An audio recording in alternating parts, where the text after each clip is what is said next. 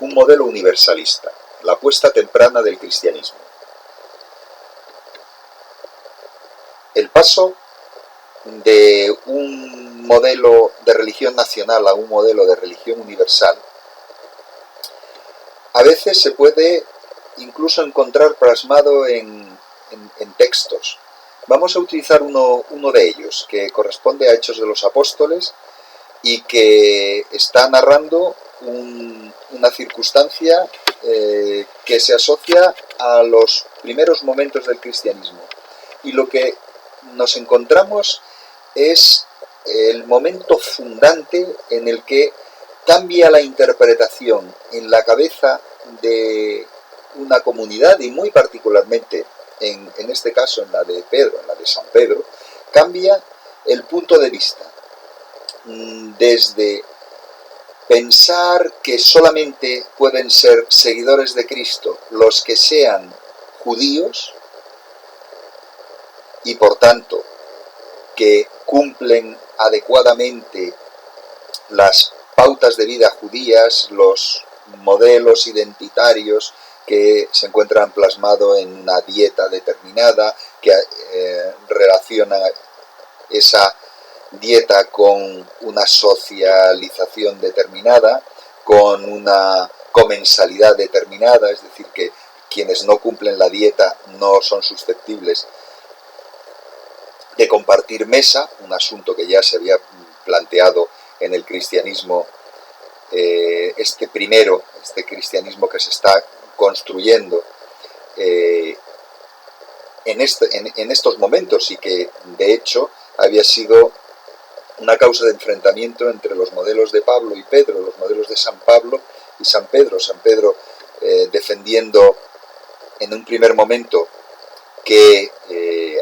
lo mismo que Jesús, los cristianos debían de seguir las normas judías, y por tanto por encima de la identidad cristiana estaba la identidad judía, y hubo un momento en que se planteó incluso la negación de la comensalidad entre cristianos o los que se denominaban cristianos, que seguían a Cristo pero no eran judíos de origen y por tanto no cumplían, no estaban circuncidados, etc., y los que sí que lo estaban.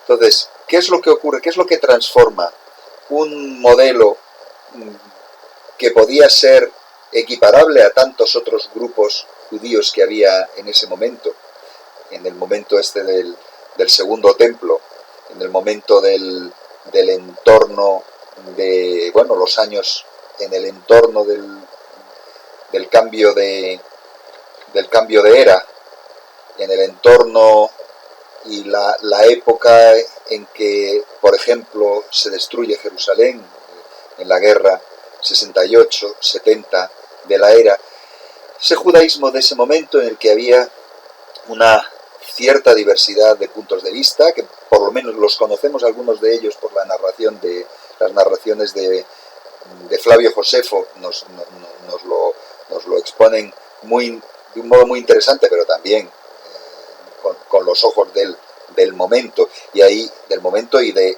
la posición de ese personaje, de ese judío que es Flavio Josefo. Conocemos que había diversidad de puntos de vista dentro del judaísmo, saduceos, fariseos, esenios, en fin, toda una serie de posiciones, y en estas épocas, si los cristianos se mantenían dentro del judaísmo en el cumplimiento, en el diezmo al templo, en fin, en la circuncisión, etc., si seguían siendo judíos, aunque lo que hacían era reconocer el carácter mesiánico de Jesús de Nazaret, pues entonces podríamos entenderlos como uno más de estos grupos que caracterizaban un judaísmo que es, desde luego, cada vez lo vemos como más diverso. Desde luego, tras poder acceder a la documentación de Qumrán, de los manuscritos del Mar Muerto encontrado en las cuevas de Qumrán, pues nos damos cuenta de la diversidad de puntos de vista que había en ese judaísmo, plasmada en sus textos y en sus modelos de vida. Entonces nos encontramos con un judaísmo muy variado, o bastante variado, en el cual cabría la posibilidad que un Pedro fuese uno más de estas formas del judaísmo, pudiera ser uno más, pero el texto que vamos a ver ahora justo es el que cambia el punto de vista.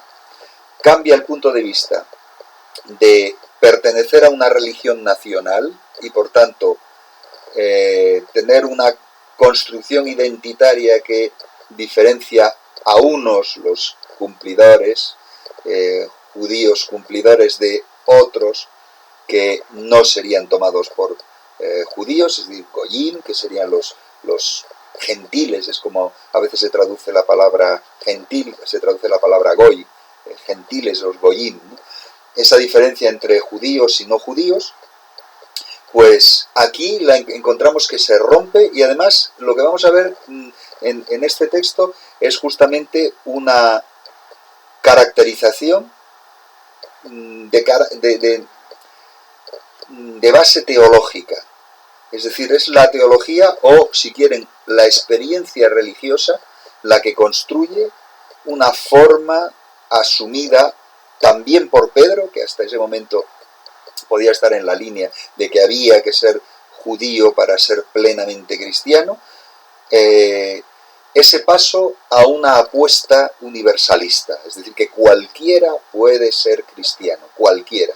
Y entonces, ¿cómo se justifica? Pues aquí tenemos una interesantísima justificación que aparece en los Hechos de los Apóstoles, en la Biblia, en Hechos de los Apóstoles 10, 34, 48, que está contando algo que ocurre. Les leo. Pedro tomó entonces la palabra y dijo: ciertamente ahora comprendo que Dios no distingue entre personas, sino que en cualquier nación acepta al que respeta a Dios y obra justamente. Y empieza a contar un poco la historia de ellos, de estos cristianos. Envió su palabra a los hijos de Israel anunciando la buena noticia de la paz por medio de Jesús el Mesías, que es el Señor de todos. Ya conocéis lo que ha ocurrido en el país de los judíos, comenzando por Galilea, después del bautismo predicado por Juan. Me refiero a Jesús de Nazaret, a quien Dios ungió con la fuerza del Espíritu Santo. Él pasó haciendo el bien y curando a los oprimidos por el diablo, porque Dios estaba con él. Nosotros somos testigos de todo lo que hizo en el país de los judíos y en Jerusalén. A él, a quien mataron colgándolo de un madero, Dios lo resucitó al tercer día y le concedió que se manifestase, no a todo el pueblo, sino a testigos elegidos de antemano por Dios, a nosotros que comimos y bebimos con él después que resucitó de entre los muertos. Él nos mandó predicar al pueblo y dar testimonio de que Dios lo ha constituido juez de vivos y muertos. De él dan testimonio todos los profetas, afirmando que todo el que cree en él recibe el perdón de los pecados por medio de su nombre. Y ahora viene la parte realmente significativa de lo que ha ocurrido. Estaba exponiendo Pedro y dice el texto: todavía estaba hablando Pedro cuando el Espíritu Santo descendió sobre todos los que escuchaban el mensaje. Los creyentes judíos que habían venido con Pedro quedaron asombrados de que el don del Espíritu Santo se hubiera derramado también sobre los incircuncisos, pues los oían hablar en lenguas y ensalzar la grandeza de Dios. Pedro entonces dijo: ¿se puede negar el agua del bautismo a estos que han recibido el Espíritu Santo como nosotros? Y ordenó bautizarlos en el nombre de Jesucristo. Fíjense lo que ha ocurrido. El lenguaje es un lenguaje de carácter, podríamos llamar teológico. Es el Espíritu Santo el que se derrama sobre cualquiera y por tanto justifica que el mensaje no es un mensaje ya circunscrito solo a los judíos, sino que es un mensaje circunscrito, abierto a cualquiera. Ya no está circunscrito a nadie, abierto a cualquiera, como dice. el Espíritu Santo se había derramado también sobre los circuncisos, se había derramado sobre los no circuncidados, los incircuncisos, es decir, los goyim, los que no eran judíos, y hablaban en lenguas, este carisma especial que caracteriza la acción del Espíritu Santo en estas narraciones. Y entonces dice Pedro, ¿cómo se les va a negar el bautismo a estos que en cierto modo han sido ya bautizados por el Espíritu Santo o bautizados con Espíritu Santo? Y a partir de ahí, ¿qué nos encontramos? Con un modelo universalista. Cualquiera puede ser cristiano. Cualquiera que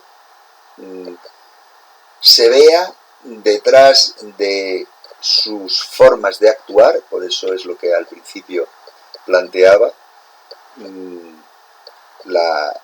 el comienzo del texto dice, Pedro tomó entonces la palabra y dijo, ciertamente ahora comprendo que Dios no distingue entre personas, sino que en cualquier nación acepta al que respeta a Dios y obra justamente. Ahora la importancia no está en el cumplimiento de, por ejemplo, de los preceptos en la comida, lo que aparece principalmente en el libro, principalmente sistematizado en el libro del Levítico, en el Levítico 11, sino que respetar a Dios y obrar justamente. Eso ya es una caracterización. Cualquiera, por tanto, puede, si respeta a Dios y obra justamente, puede ser bautizado como cristiano. Y ahí es donde se da el cambio. De hecho, es un cambio radical, porque lo que está planteando es que la posibilidad de que cualquiera, en cualquier lugar del mundo, en cualquier nación, como dice antes, cualquiera en cualquier nación, sea reconocido como cristiano y bautizado como tal. Sí, obra bien, claro. Vamos a ver esto porque esta es una de las traducciones, les he puesto la traducción de la Nueva Biblia española, de Mateos y Schocker, pero podemos utilizar un instrumento que puede resultarnos de interés, que es la Biblia paralela. La Biblia paralela es un instrumento que tenemos en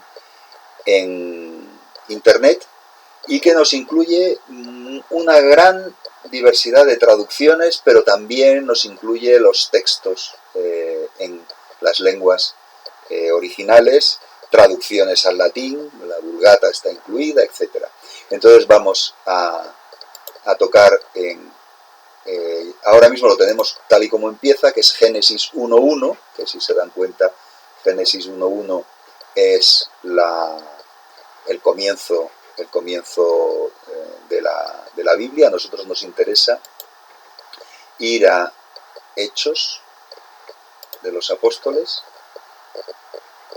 y vean cómo lo presenta Biblia de las Américas, Nueva Biblia Latinoamericana, las distintas traducciones que hay. Entonces a nosotros nos interesa, dentro de los capítulos que aparecen aquí, 10, Hechos 10, y tenemos que ir a la 40. Vamos a empezar, si les parece, en el 42.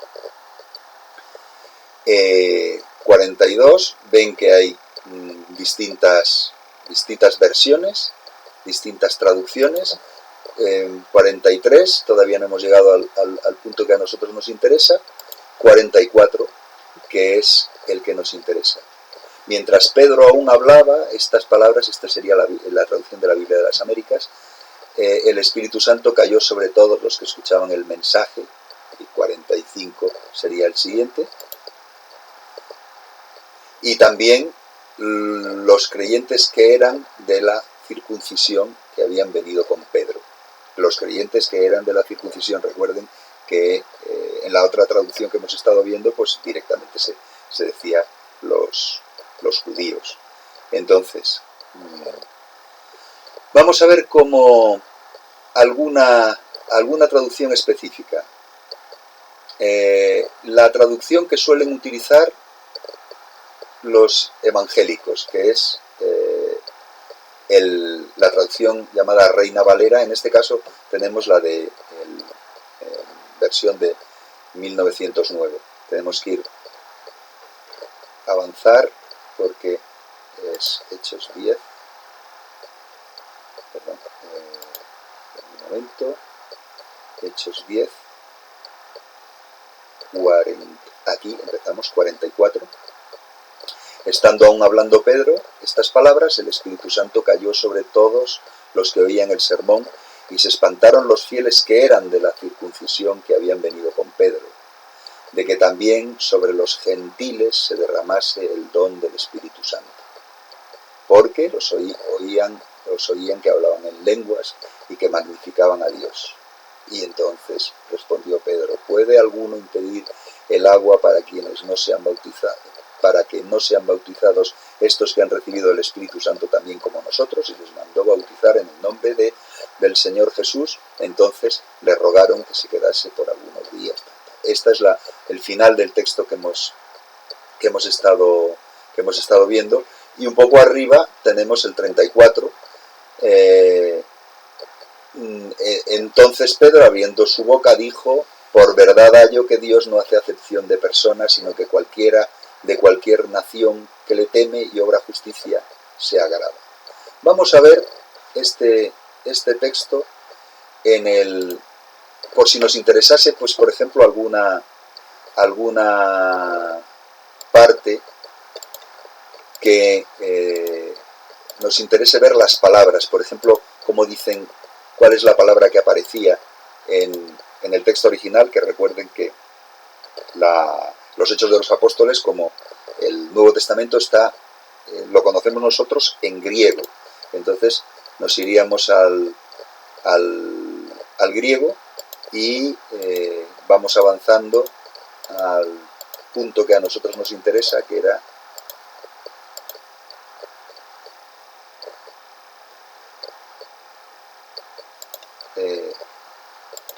el 34.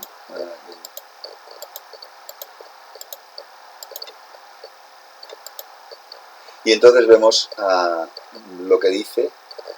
Pedro abrió, bueno, vean cómo funciona.